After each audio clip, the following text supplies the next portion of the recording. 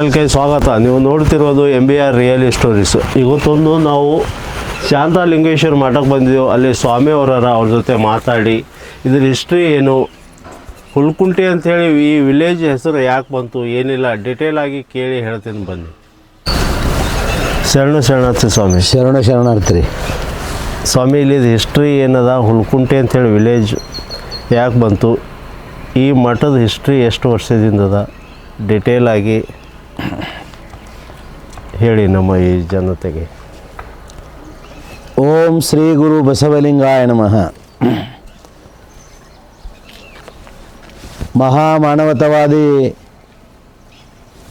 ಧರ್ಮಗುರು ಬಸವಣ್ಣವರನ್ನು ಸ್ಮರಿಸಿಕೊಂಡು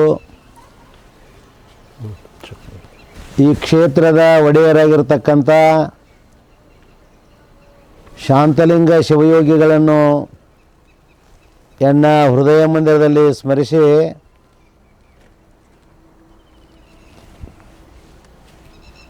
ಕಲ್ಯಾಣ ಕರ್ನಾಟಕದಲ್ಲಿ ಅತ್ಯಂತ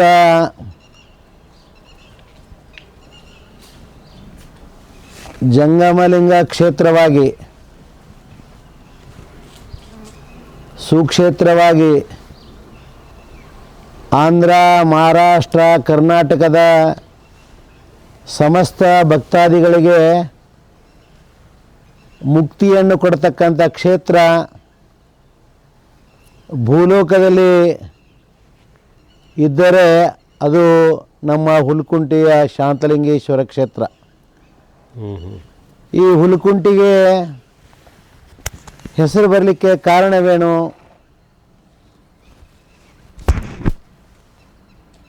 ಈ ಹುಲಿಕುಂಟೆ ಅಂದರೆ ಹುಲಿ ಬಂದು ಕೂಡ್ತಕ್ಕಂಥ ಜಾಗ, ಇದು ಹುಲಿಕುಂಟಿ. ಕುಂಟಿ ಅಂದರೆ ಕನ್ನಡದಲ್ಲಿ ಕೆರೆ ಅಂತ ಕರೀತಾರೆ. ಈ ಕೆರೆಯ ದಂಡೆಯ ಮೇಲೆ ದಿನಾಲು ಆ ಹುಲಿ ಮತ್ತು ಶಾಂತಲಿಂಗ ಶಿವಯೋಗಿಗಳು ಬಂದು ತಪಸ್ಸು ಮಾಡ್ತಕ್ಕಂಥ ಜಾಗಕ್ಕೆ ಹುಲ್ಕುಂಟಿ ಅಂತ ಈ ಕ್ಷೇತ್ರದ ಹೆಸರವಾಗಿದೆ. ಅಷ್ಟೇ ಅಲ್ಲದೆ ಪರಮಪೂಜ್ಯ ಶಿವಶಾಂತಲಿಂಗೇಶ್ವರರು ಹುಲಿಯಿಂದ ಕಂತೆ ಭಿಕ್ಷವನ್ನು ಬೇಡಿಸ್ತಿದ್ರು. ಹುಲಿಯಿಂದ ಕಂತೆ ಭಿಕ್ಷವನ್ನು ಬೇಡಿ ತಾವು ಪ್ರಸಾದ ಮಾಡುವುದಲ್ಲದೆ ಬಂದಂಥ ಭಕ್ತಾದಿಗಳಿಗೆ ಪ್ರಸಾದವನ್ನು ಮಾಡಿ ಜನಗಳಿಗೆ ಆಶೀರ್ವಾದ ಮಾಡ್ತಕ್ಕಂಥ ಕ್ಷೇತ್ರ ಯಾವುದಾದಿದ್ರೆ ನಮ್ಮ ಹುಲ್ಕುಂಟಿಯ ಶಾಂತಲಿಂಗೇಶ್ವರ ಕ್ಷೇತ್ರ. ಈ ಕ್ಷೇತ್ರವು 12ನೇ ಶತಮಾನದ ನಂತರ ನಮ್ಮ ಕರ್ನಾಟಕದಲ್ಲಿ 101 ವಿರಕ್ತರಂತ ಆಗಿ ಹೋದರು. ಆ 101 ವಿರಕ್ತರಲ್ಲಿ ಪ್ರಮುಖವಾಗಿರ್ತಕ್ಕಂಥ ವಿರಕ್ತರು ಯಾರಂದರೆ ಯಡಿಯೂರು ಸಿದ್ಧಲಿಂಗೇಶ್ವರರು. ಆ ಯಡಿಯೂರ ಸಿದ್ಧಲಿಂಗೇಶ್ವರ ಕಾಲದಲ್ಲೇ ನಮ್ಮ ಹುಲ್ಕುಂಟಿಯ ಶಾಂತಲಿಂಗೇಶ್ವರರು ಆಗಿರ್ತಕ್ಕಂಥ ಇದು ಜಾಗ. ಅಷ್ಟೇ ಅಲ್ಲದೆ ಹಳ್ಳಿಗೆ ಏಕರಾತ್ರಿ, ಪಟ್ಟಣಕ್ಕೆ ಪಂಚರಾತ್ರಿ ಅನ್ನುವಂತೆ ದಿನಾಲು ಒಂದೊಂದು ಹಳ್ಳಿಯಲ್ಲಿ ಹೋಗಿ ಅವರು ಶಿವಾನುಭವ ಕಾರ್ಯಕ್ರಮ ಮಾಡಿ, ಅಷ್ಟೇ ಅಲ್ಲದೆ ಜನಗಳಿಗೆ ಬಸವ ಸಿದ್ಧಾಂತವನ್ನು ಮನವರಿಕೆ ಮಾಡಿಕೊಟ್ಟು ಅವರಿಗೆ ಲಿಂಗ ದೀಕ್ಷೆಯನ್ನು ನೀಡಿ ಯಾವ ರೀತಿ ನಾವು ಗುರುಲಿಂಗ ಜಂಗಮರ ಸೇವೆಯನ್ನು ಮಾಡಬೇಕಂತ ಹೇಳಿ ತಿಳಿಸಿಕೊಟ್ಟವರೇ ನಮ್ಮ ಶಿವಶಾಂತಲಿಂಗೇಶ್ವರರು. ಈ ಶಿವಶಾಂತಲಿಂಗೇಶ್ವರರು ಕೇವಲ ಕರ್ನಾಟಕದ ಗುರುಗಳಾಗದೆ ಈ ನಮ್ಮ ಭಾಗದಲ್ಲಿ ಮಹಾರಾಷ್ಟ್ರ, ಆಮೇಲೆ ಆಂಧ್ರ ಪ್ರದೇಶ, ಆಮೇಲೆ ತಮಿಳುನಾಡು, ಹೀಗೆ ಎಲ್ಲ ಭಾಗದ ಗುರುಗಳಾಗಿ ಅಷ್ಟೇ ಅಲ್ಲದೆ ಸಾವಿರಾರು ಮಣಿತನದ ಮಣಿದೇವರಾಗಿ ಅತ್ಯಂತ ಜಾಗೃತವಾಗಿರ್ತಕ್ಕಂಥ ಕ್ಷೇತ್ರವೇ ನಮ್ಮ ಹುಲ್ಕುಂಟಿಯ ಶಿವಶಾಂತಲಿಂಗೇಶ್ವರ ಕ್ಷೇತ್ರ. ಎಷ್ಟು ವರ್ಷದ ಹಿಂದಿನ ಇತಿಹಾಸದ ಸ್ವಾಮೀಜಿದು? ಅಂದಾಜು 700 ವರ್ಷದಿಂದ ಬಂದಿರತಕ್ಕಂಥ ಇತಿಹಾಸ ನಮ್ಮ ಶಾಂತಲಿಂಗೇಶ್ವರ ಮಠದ್ದು. ಇಲ್ಲಿ ಯಾವಾಗಲೂ ಅವರು ಗವಿಯಲ್ಲೇ ತಪಸ್ಸು ಮಾಡ್ತಿದ್ರು. ತಪಸ್ಸು ಮಾಡ್ತಕ್ಕಂಥ ಸಂದರ್ಭದಲ್ಲಿ ಹುಲಿ ಬಂದು ಮುಂದೆ ಕೂಡ್ತಿತ್ತು. ಆ ಹುಲಿ ಗವಿನ ಅಂತ ಕರೀತಾರೆ ಈಗಾದರೂ. ಮತ್ತು ಒಳಗೆ ಏನಂತ ಕೇಳಿದಾಗ ಅವರು ತಪಸ್ಸು ಮಾಡ್ತಕ್ಕಂಥ ಜಾಗ. ಅದರ ಜೊತೆಯಲ್ಲಿ ಅವರು ಇದು ನಿರ್ಜನವಾದಂಥ ಪ್ರದೇಶ. ಇಲ್ಲಿ ಯಾವುದೇ ಊರು ಕೇರಿಗಳು ಸಮೀಪ ಎಲ್ಲೂ ಇದ್ದಿದ್ದಿಲ್ಲ. ಇದು ಗುಡ್ಡಗಾಡದಿಂದ ಕೂಡಿರ್ತಕ್ಕಂಥ ಪ್ರದೇಶ. ಇಂಥ ವಿಶಾಲವಾದಂಥ ಪ್ರದೇಶದಲ್ಲಿ ಏಕಾಂಗಿಯಾಗಿ ಮಹಾನ್ ತಪಸ್ವಿಗಳಾಗಿ ತಪಸ್ಸು ಮಾಡಿರ್ತಕ್ಕಂಥ ಪುಣ್ಯಕ್ಷೇತ್ರ ಯಾವುದಂದರೆ ನಮ್ಮ ಹುಲಕುಂಟಿಯ ಶಾಂತಲಿಂಗೇಶ್ವರ ಕ್ಷೇತ್ರ. ಪ್ರಶ್ನೆ ಭಾಳ ತಾವು ಕೇಳ್ತಕ್ಕಂಥ ಪ್ರಶ್ನೆ ಭಾಳ ಈಗಿನ ಸಮಾಜಕ್ಕೆ ಭಾಳ ಅವಶ್ಯಕವಾಗಿರ್ತಕ್ಕಂಥ ಪ್ರಶ್ನೆ ಅದ ನಿಮ್ಮದು. ಯಾಕಂದರೆ ನಾನು ಇಂದಿನ ದಿನಮಾನದಲ್ಲಿ ನಾನು ನೋಡ್ತಿದ್ದೇನೆ, ತಮ್ಮ ಟಿ ವಿಗಳ ಮುಖಾಂತರವಾಗಿ, ಮಾಧ್ಯಮಗಳ ಮುಖಾಂತರವಾಗಿ ಸಾವಿರಾರು ಘಟನೆಗಳು ದಿನಾಲು ಏನು ಕೇಳಿದಾಗ ಈ ದೇಶದಲ್ಲಿ ಘಟಿಸ್ತಕ್ಕಂಥ ಘಟನೆಗಳು. ಅದರಲ್ಲಿ ವಿಶೇಷವಾಗಿ ಭಾರತ ದೇಶ ಅಂದರೆ ಇದು ಸಾಧು ಸಂತರು, ಮಹಾಂತರು, ಶಿವಯೋಗಿಗಳು, ಅದರ ಜೊತೆಯಲ್ಲಿ ಹಿಮಾಲಯ ಪರ್ವತದಿಂದ ಹಿಡಿದು ಕನ್ಯಾಕುಮಾರಿವರೆಗೆ ಗುಡಿಗುಂಡಾರಗಳು, ಕ್ಷೇತ್ರಗಳನ್ನು ತುಂಬಿರತಕ್ಕಂಥ ನಾಡು. ನಮ್ಮ ದೇಶದಲ್ಲಿ ರಾಮಾಯಣ, ಮಹಾಭಾರತ, ಆಮೇಲೆ ಸಂತರು ಮತ್ತು ವಚನಗಳು, ದಾಸರ ಹಾಡುಗಳು ಸಾಕಷ್ಟು ಏನು ಕೇಳಿದಾಗ ಪುರಾಣ ಪ್ರವಚನಗಳು ನಡೆದರೂ ಕೂಡ ಇಂದಿನ ಯುವಕರು ಏನು ಕೇಳಿದಾಗ ಸರಿಯಾಗಿರ್ತಕ್ಕಂಥ ದಾರಿ ಮೇಲೆ ಇಲ್ಲ. ಇದು ಫಸ್ಟ್ ಒಂದನೇ ಪ್ರಶ್ನೆ ಇದು. ಆದರೆ ಇವರಿಗೆ ಸಂಸ್ಕಾರದ ಕೊರತೆ.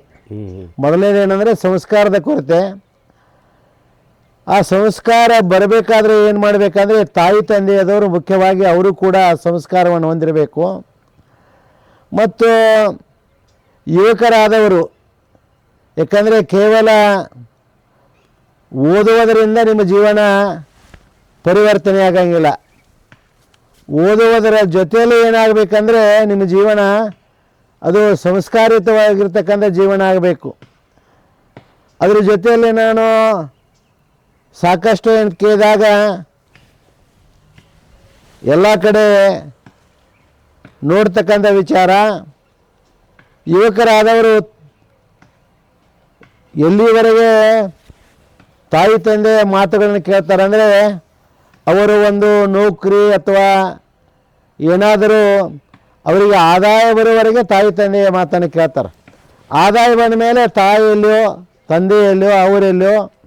ಅದಕ್ಕಾಗಿ ತಾಯಿ ತಂದೆಯನ್ನು ಏನು ಮಾಡ್ತಾರೆ ಅಂದರೆ ತಿರಸ್ಕಾರ ಮಾಡಿ ತಾವು ಕೇವಲ ತಾನು ತನ್ನ ಹೆಂಡತಿ ಅವರ ಜೊತೆಗೂಡಿ ಏನು ಮಾಡ್ತಾರೆ ಐಷಾರಾಮಿ ಜೀವದ ಕಡೆ ಅವರ ಜೀವನ ನಡೀತದೆ. ಅದಕ್ಕಾಗಿ ನಮ್ಮ ಜೀವನದಲ್ಲಿ ಇನ್ನೊಂದು ಮಾತು ನಾವೆಲ್ಲ ಯುವಕರಾದವರು ನೆನಪಿಡಬೇಕು.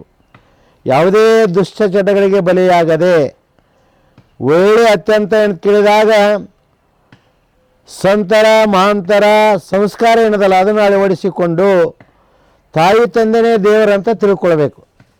ತಾಯಿ ತಂದೆ ಎಲ್ಲಿವರೆಗೆ ದೇವರಂತ ನೀವು ತಿಳ್ಕೊಳ್ಳೋಂಗಿಲ್ಲ ಅಲ್ಲಿವರೆಗೆ ನಿಮ್ಮ ಜೀವನ ಕಲ್ಯಾಣ ಆಗಂಗಿಲ್ಲ. ನೋಡ್ರಿ, ಜಗತ್ತಿನಲ್ಲಿರ್ತಕ್ಕಂಥ ದೇವರನ್ನು ತೋರಿಸಿದವರು ಯಾರು? ತಾಯಿ ತಂದೆನೇ. ಅದಕ್ಕಾಗಿ ನಾನು ಪ್ರವಚನದಲ್ಲಿ ಯಾವುದೇ ಕಾರ್ಯಕ್ರಮದಲ್ಲಿ ಹೇಳ್ತಕ್ಕಂಥ ಮಾತು ಏನಂದರೆ, ನೀನೇನು ಕಾಶಿಗೆ ಹೋಗ್ತೀಯಲ್ಲ, ಕಾಶಿಗೆ ಹೋಗೋಕ್ಕಿಂತ ಪೂರ್ವದಲ್ಲಿ ಹೇಳ್ತೇವೆ ಮನೆಯಲ್ಲಿರ್ತಕ್ಕಂಥ ತಾಯಿ ಸೇವಾ ಮಾಡು, ಕಾಶಿಗೆ ಹೋದ ಫಲ ಹೆಚ್ಚಿಗೆ ಸಿಗ್ತದೆ. ನೀವೇನು ರಾಮೇಶ್ವರ ಹೋಗ್ತಿಲ್ಲ, ರಾಮೇಶ್ವರ ಹೋಗೋಕ್ಕಿಂತ ಪೂರ್ವದಲ್ಲಿ ನಿನ್ನ ತಂದೆ ಸೇವಾ ಮಾಡು, ರಾಮೇಶ್ವರ ಹೋಗೋಕ್ಕಿಂತ ಫಲ ಏನಾಗ್ತದೆ ಅಂದರೆ ಇಲ್ಲಿ ಸಿಗ್ತದೆ. ಅದಕ್ಕಾಗಿ ನೀನು ತಾಯಿನೇ ಕಾಶಿ ಅಂತ ತಿಳ್ಕೊಬೇಕು, ತಂದೆನೇ ರಾಮೇಶ್ವರ ಅಂತ ತಿಳ್ಕೊಂಡ್ರೆ ಯುವಕರ ಜೀವನ ಚೆನ್ನಾಗ್ತದೆ. ಅದಕ್ಕಾಗಿ ಯುವಕರಲ್ಲಿ ಕಳಕಳಿಯ ಮನವಿ, ನೀವೆಲ್ಲರೂ ಆದಷ್ಟು ಪ್ರಯತ್ನ ಮಾಡಿ ತಾಯಿ ತಂದೆ ಸೇವಾ ಮಾಡಿರಿ, ಒಳ್ಳೆಯ ಸಂಸ್ಕಾರದಿಂದಿರ್ರಿ. ಮತ್ತು ನಾನು ಯಾರು, ನನ್ನ ಧರ್ಮ ಏನು, ವೀರಶೈವ ಆಗಲಿ, ಲಿಂಗಾಯತ ಆಗಲಿ, ಹಿಂದೂ ಆಗಲಿ, ನೀವು ಯಾವುದೇ ಇದ್ದರೂ ಕೂಡ ಅಂತ ಕೇಳಿದಾಗ ನಿಮ್ಮ ಜೀವನದಲ್ಲಿ ದ್ವೇಷದಿಂದ ಬದುಕದೆ ಪ್ರೇಮ ಮತ್ತು ಪ್ರೀತಿಯಿಂದ ಬದುಕಬೇಕನ್ನುವ ಸಂದೇಶವನ್ನು ಕೊಡ್ತೇವೆ ನಾವು. ಸ್ವಾಮಿ, ಇನ್ನೊಂದು ಧರ್ಮ ಮುಖ್ಯನ ಮತ್ತು ನಮ್ಮ ಸನಾತನ ಮುಖ್ಯ ಅಂದ್ರೆ ಅದಕ್ಕೆ ನೀವೇನು ಹೇಳ್ತೀರಿ? ನೋಡಿ, ನಮಗೆ ಧರ್ಮ ಮುಖ್ಯ ರೀ. ಧರ್ಮ ಇದ್ದಾಗ ಎಲ್ಲ ಸನಾತನ ಬರ್ತದ, ಈ ವೀರಶೈವ ಬರ್ತದ, ಲಿಂಗಾಯತ ಬರ್ತದ, ಎಲ್ಲ ಬರ್ತದ. ಅವನೊಳಗೆ ಧರ್ಮನೇ ಇರಲಿಲ್ಲ ಅಂದ್ರೆ ಎಲ್ಲಿ ಸನಾತನ ಇರ್ತದೆ, ಎಲ್ಲಿರ್ತದೆ ನೀವೇ ಹೇಳ್ರಿ. ಮುಖ್ಯವಾಗಿ ಧರ್ಮ ಬೇಕು ಎಲ್ಲರಿಗೂ. ಧರ್ಮ ಅಂದ್ರೆ ನಾವು ಏನು ತಿಳ್ಕೊಂಡು ಅಂದರೆ ಪುಸ್ತಕ ಓದೋದು ಅಷ್ಟೇ ಧರ್ಮ ಅಲ್ಲ. ಧರ್ಮ ಅಂದರೆ ನಮ್ಮ ನಡೆ ಮತ್ತು ನುಡಿ. ಬಸವಣ್ಣವ್ರು ಹೇಳ್ತಾರೆ, ಆಚಾರವೇ ಸ್ವರ್ಗ, ಅನಾಚಾರವೇ ನರಕ ಅಂತ ಹೇಳ್ತಾರೆ. ಯಾಕಂದರೆ ಆಚಾರನೇ ಇರಲಿಲ್ಲ ಅಂದರೆ ಧರ್ಮ ಏನು ಕೆಲಸಕ್ಕೂ ಬರೋಂಗಿಲ್ಲ, ಯಾವ ಧರ್ಮನೂ ಕೆಲಸಕ್ಕೆ ಬರೋಂಗಿಲ್ಲ. ಜೈನ ಇರಲಿ, ಸಿಖ್ ಇರಲಿ, ಮತ್ತು ಯಾವ ಧರ್ಮ ಇದ್ರೂ ಕೂಡ ನಮ್ಮಲ್ಲಿ ಏನಕ್ಕೆ ಮುಖ್ಯವಾಗಿ ನಮ್ಮದೇನೊಂದು ನುಡಿದಂತೆ ನಡಿಬೇಕು, ಆಮೇಲೆ ನಡೆದಂತೆ ನುಡಿಬೇಕು. ಇದೇ ಧರ್ಮ. ಇದು ಬಿಟ್ಟು ಬೇರೆ ಧರ್ಮ ಇಲ್ಲ.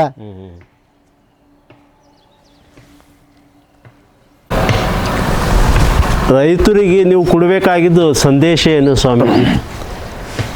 ನಿಜವಾಗಿ ಈಗಿನ ದಿನಮಾನಕ್ಕೆ ನೀವು ಕೇಳ್ತಕ್ಕಂಥ ಪ್ರಶ್ನೆ ಬಹಳ ಅವಶ್ಯಕ ಇದೆ. ಹೌದ್ರಿ. ಯಾಕಂದರೆ ರೈತರಾದವರು ಹೆಚ್ಚು ಉದ್ಯೋಗದ ಕಡೆ ಲಕ್ಷ್ಯ ಕೊಡಲಾರದೆ ಕೇವಲ ಏನು ಮಾಡ್ತಾರೆ ಅಂದರೆ ಹರಟೆಯಲ್ಲಿ ತಮ್ಮ ಜೀವನವನ್ನು ವ್ಯರ್ಥವಾಗಿ ದುಡಿಲಾರದೆ ಅವರೇನು ಮಾಡ್ತಾರೆ, ಹಾಳು ಮಾಡ್ಕೊಳ್ತಿದ್ದಾರೆ. ಅದಕ್ಕಾಗಿ ರೈತರಿಗೆ ನಾವು ಕೊಡ್ತಕ್ಕಂಥ ಸಂದೇಶ ಏನಂದರೆ, ರೈತರು ಮುಖ್ಯವಾಗಿ ನೀವೇನು ಮಾಡಬೇಕಂದ್ರೆ ಉಳುಮೆ ಮಾಡಬೇಕು. ಅದಕ್ಕಾಗಿ ಒಂದು ನಾಣ್ಣುಡಿಯದ ಕೈ ಕೆಸರಾದರೆ ಬಾಯಿ ಮೊಸರು.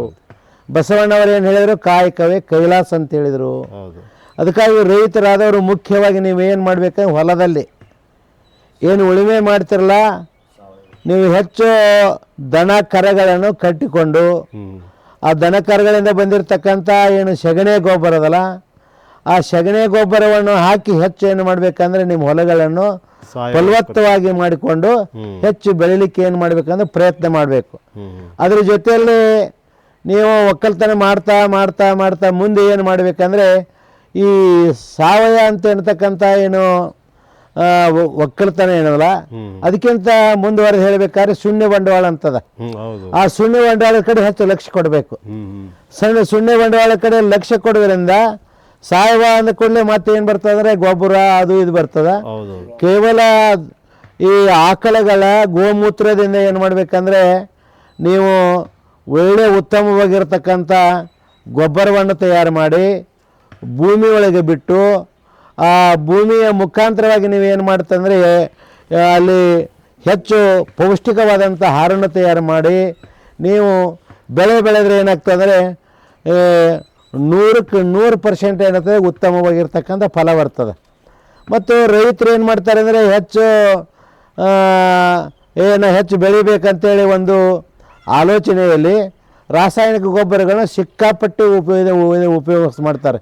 ಅದಕ್ಕಾಗಿ ರೈತರಲ್ಲಿ ನಾನು ವಿನಂತಿ ಮಾಡಿಕೊಡ್ತಿದ್ದೇನೆ, ಹೆಚ್ಚು ರಾಸಾಯನಿಕ ಗೊಬ್ಬರಗಳನ್ನು ಉಪಯೋಗ ಮಾಡಲಾರದೆ ನಿಮ್ಮ ಏನು ಊರಲ್ಲಿ ನಿಮ್ಮ ಮನೆ ಒಳಗಿರ್ತಕ್ಕಂಥ ಆಕಳು ದನ ಕರುಗಳಿಂದ ಬಂದಿರತಕ್ಕಂಥ ಸಗಣಿಯಿಂದ ನೀವೇನು ಮಾಡಬೇಕಂದ್ರೆ ಚೆನ್ನಾಗಿ ಏನು ಮಾಡಬೇಕ್ರಿ,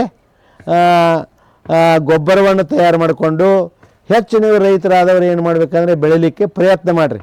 ಮತ್ತು ಇನ್ನೊಂದು ಮಾತು, ರೈತರಾದವರು ಎಷ್ಟೋ ಮಂದಿ ರೈತರು ಇರ್ತಾರೆ, ನಾವು ಭಾಳ ನಮಗೆ ಆರ್ಥಿಕ ಪರಿಸ್ಥಿತಿಯಿಂದ ತೊಂದರೆ ಆಗ್ತದೆ, ನಾವು ಹಾಗೆ ಮಾಡಬೇಕು ಹೀಗೆ ಮಾಡಬೇಕು ಅಂತ ಹೇಳ್ತಾರಲ್ಲ. ದಯಮಾಡಿ ಹೇಳ್ತೇನೆ, ರೈತರಿಗೆ ಯಾವಾಗಲೂ ಕಡಿಮೆ ಇರೋಂಗಿಲ್ಲ. ರೈತರಂದರೆ ಜಗತ್ತಿಗೆ ಅನ್ನವನ್ನು ಕೊಡ್ತಕ್ಕಂಥ ಶಕ್ತಿ ಯಾರಲ್ಲಿದೆ? ರೈತನಲ್ಲಿದೆ ರೀ, ಬೇರೆದವರಿಲ್ಲ. ನಾವು ಬೆಳೆದ್ರೆ ಏನಾಗ್ತದೆ ಅಂದರೆ, ನಾವು ಬೆಳೆದ್ರೆ ಇವತ್ತವ್ರು ಸಾಕ ಇದನ್ನು ನೀವೆಲ್ಲ ಊಟ ಮಾಡ್ತೀರಿ, ಅಂಥ ಶಕ್ತಿ ಯಾರಲ್ಲಿದೆ ಅಂದರೆ ರೈತರಲ್ಲಿದೆ. ಆದರೆ ರೈತರು ಬೆಳೀತಕ್ಕಂಥ ಬೆಳೆಗಳಿಗೆ ಏನು ಬರ್ತದಲ್ಲ ದವಸ ಧಾನ್ಯಗಳು, ಆ ದವಸ ಧಾನ್ಯಗಳಿಗೆ ಸರ್ಕಾರದವ್ರು ಏನು ಮಾಡಬೇಕಂದ್ರೆ ಯಾವ ರೀತಿ ಫ್ಯಾಕ್ಟ್ರಿಯಲ್ಲಿ ಒಂದು ಸೂಜಿ ತಯಾರಾದರೆ ಏನು ಮಾಡ್ತಾರೆ ಅಂದರೆ ಆ ಸೂಜಿಗೆ ಬೆಲೆಯನ್ನು ಹಾಕೋರು ಯಾರು? ಫ್ಯಾಕ್ಟ್ರಿಯ ಮಾಲಕರು ಹಾಕ್ತಾರೆ. ಹಾಗೆ ರೈತರ ಬೆಳೀತಕ್ಕಂಥ ನಮ್ಮ ದವಸ ಧಾನ್ಯ, ಗೋಧಿ ಆಗಲಿ, ಕಡಲೆ ಆಗಲಿ, ಜೋಳ ಆಗಲಿ, ಆಮೇಲೆ ಸೋಯಾಬೀನ್ ಆಗಲಿ, ಮತ್ತು ಇನ್ನು ಯಾವುದೇ ದವಸ ಧಾನ್ಯಗಳು ಬೆಳೆದಾಗ ಅದಕ್ಕೆ ಬೆಲೆಯನ್ನು ಯಾರು ಕಟ್ಟಬೇಕಾದ್ರೆ ರೈತರೇ ಕಟ್ಟಬೇಕು. ರೈತರು ಕಟ್ಟಿ ಮಾರ್ಕೆಟ್ನಲ್ಲಿ ಮಾರಲಿ, ರೈತರಿಗೆ ಬಡತನ ಬರೋಂಗಿಲ್ಲ. ಈ ಕೆಲಸವನ್ನು ಏನು ಮಾಡಬೇಕಂದ್ರೆ ಸರ್ಕಾರದವ್ರು ಮಾಡಬೇಕು. ರೈತರಾದಷ್ಟು ಲಕ್ಷ್ಯ ಕೊಟ್ಟು ನಾವು ರಾಸಾಯನಿಕ ಗೊಬ್ಬರ ಉಪಯೋಗ ಮಾಡಲಾರ್ದೆ ನಾವೆಲ್ಲರೂ ಸಾವಯವ ಗೊಬ್ಬರವನ್ನೇ ಉಪಯೋಗ ಮಾಡಿ ನಾವು ಚೆನ್ನಾಗಿ ಏನು ಮಾಡಬೇಕಂದ್ರೆ ಬೆಳೆಯನ್ನು ಬೆಳೆದು ನಾವು ಅತ್ಯಂತ ಸದೃಢವಾಗಿ ಈ ದೇಶದಲ್ಲಿ ನಿಲ್ಲಬೇಕು. ಅದಕ್ಕಾಗಿ ಒಬ್ಬರು ಹೇಳ್ತಾರೆ ಏನಂದರೆ, ಈ ದೇಶ 3 ವ್ಯಕ್ತಿಗಳ ಮೇಲೆ ನಿಂತವ್ರೆ, 3 ವ್ಯಕ್ತಿಗಳು. ಒಬ್ಬರು ಯಾರಂದರೆ ಸೈನಿಕರು. ಹೌದು, ಸೈನಿಕರಂದರೆ ಈ ದೇಶವನ್ನು ಕಾಯ್ತಕ್ಕಂಥ ಸೈನಿಕರು. ಎರಡನೇದವರು ಯಾರಂದರೆ ಶಿಕ್ಷಕರು. ಶಿಕ್ಷಕರಂದರೆ ನಮಗೆಲ್ಲ ಏನು ತಳ ಹಂತದಿಂದ ಶಾಲೆಯನ್ನು ಕಲಿಸ್ತಕ್ಕಂಥ ಶಿಕ್ಷಕರು. ಮೂರನೇದವರಂದರೆ ಕೃಷಿಕ, ಒಕ್ಕಲಿಗ. ಈ 3 ಮೇಲೆ ಈ ದೇಶ ನಿಂತದ. ಅದಕ್ಕಾಗಿ ಹೆಚ್ಚು ನಾವು ರೈತರ ಕಡೆ ಲಕ್ಷ್ಯ ಕೊಟ್ಟು ಸರ್ಕಾರದವರು ಫಸ್ಟ್ ಏನು ಮಾಡಬೇಕಾದ್ರೆ ನಾವು ಬೆಳೀತಕ್ಕಂಥ ಬೆಳೆಯನ್ನು ಮಾಲ್ ಅಂತಿರಲ್ಲ, ಅದಕ್ಕೆ ನಾವೇ ಸ್ವತಃ ಏನಂತ ಕೇಳಿದಾಗ ಬೆಲೆಯನ್ನು ಹಾಕ್ತಕ್ಕಂಥ ಹಕ್ಕನ್ನು ನಮಗೆ ಕೊಟ್ಟರೆ ಸಾಕು. ಅಂದರೆ ಬೇಕಾರು ಜನ ಏನು ಮಾಡ್ತಾರೆ ಅಂದರೆ ಸಾವಯವ ತಾಣಿ ಚಾಲು ಆಗ್ತದೆ. ಬೆಲೆ ಸಿಗಲಿಲ್ಲ ಅಂತೇಳಿ ರಾಸಾಯನಿಕ ಏನು ಸಿಕ್ಕ ರಾಸಾಯನಿಕ ಗೊಬ್ಬರ ಮಾಡಿ ಅದನ್ನು ಮಾಡಿ ಸಿಕ್ಕಾಪಟ್ಟು ಏನು ಮಾಡ್ತಾವಂದರೆ ಹಾಳು ಮಾಡ್ಕೊತಾವ್ರಿ. ಭಾಳ ಒಳ್ಳೆ ಸಂದೇಶ ಕೊಟ್ಟಿರಿ.